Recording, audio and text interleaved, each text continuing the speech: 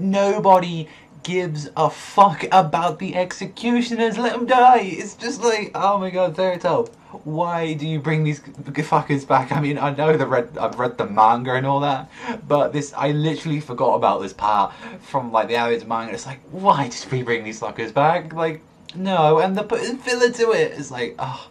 Honestly, I think the animation studio is just trying to make these guys like, these were like big deals and stuff, like these were serious, you know, threats and all that, but it's like, oh my god, I fucking hate the executioners. They're so bad.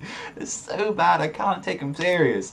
But let's get to that fucking meat of this episode, where it was like the epic part of it, which was Gargiel. That Shadow Iron Dragon Slayer stuff was sick. Like, Shadow Rogue and him were having like a shadow battle. They were literally in the freaking shadows, and just Gargiel with that rape face grabs Rogue out of the shadows, like, yo, bitch, come here, like that, and he just punches him straight in the fucking skull. And how he finishes it off, because this was a quick fight. This was like in the first, you know, through the first 5 minutes, it was a really quick fight. Like, which I guess they didn't want to delay too long, because then that would have shown, you know, oh, Gargiel, or like, wasn't that strong as Natsu, or showing that he's a fucking monster or something like that. Like, I don't know why, but it's like, when he did the Iron Shadow Dragon Roar, it just like, it literally just took like the whole like city as well. Like, everyone in that city heard that technique, and it's like, Gargiel looked like he was pretty beaten up by that. I mean, he did get his ass like a little bit whopped a bit by Rogue, but still, it's like, this just shows that Rogue and like staying apathetic as like fighters, like they showed that they got beaten by both of them by Natsu on like on his own.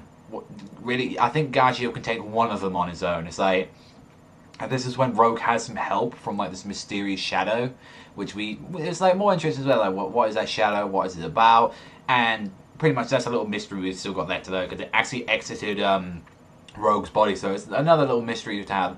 And then as well, we had Natsu's gang. Like I said, they brought back the executioners. Yeah, it's fucking great, yeah.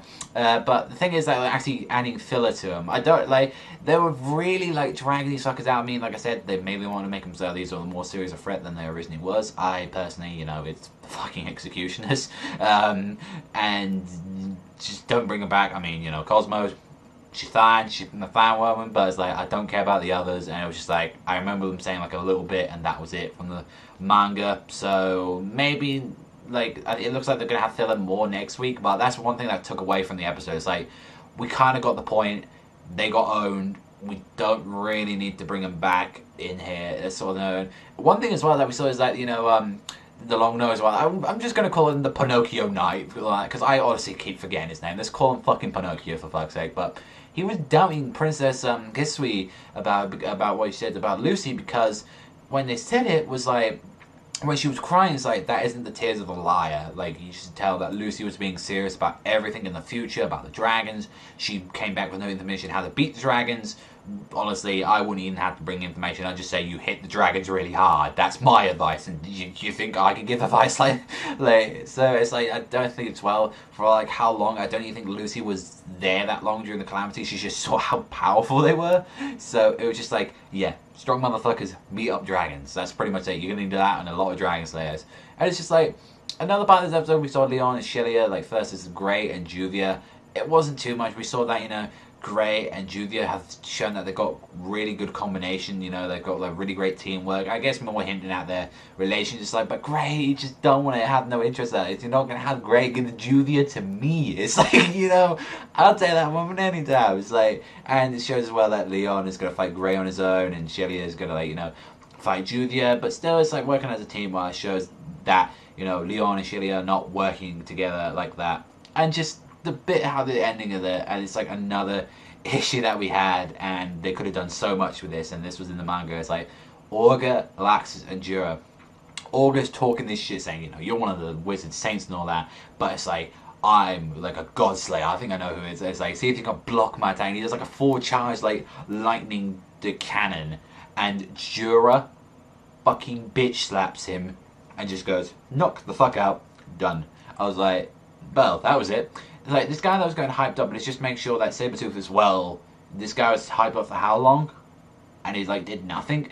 It's like, honestly, like I said, because they also try to explain that Jura is the most strongest out of the, like, who's a human of the 10 wizard saints. They, like, built out these other wizard saints and all that, that were, like, they're not even human.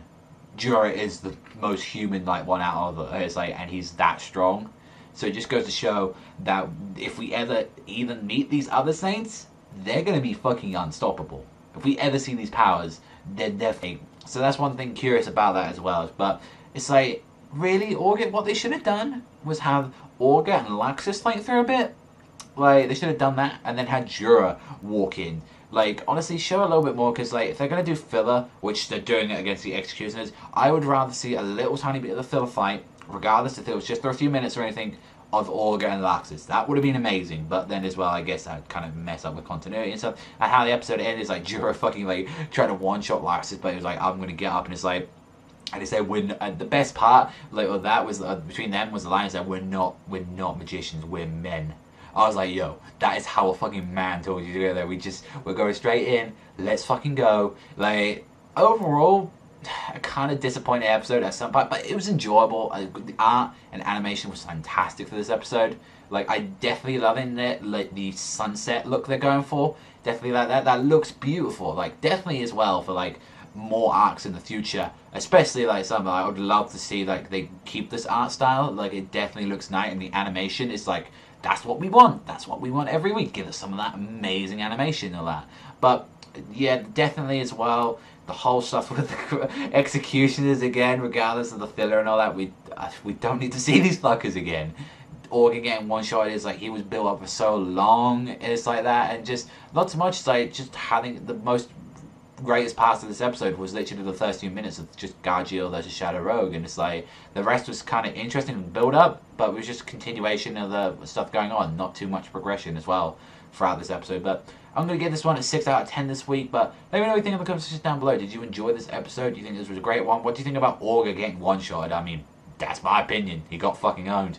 But that's all from me. Thank you very much for watching. As always, remember, I'll see you guys next time, and strike that panda.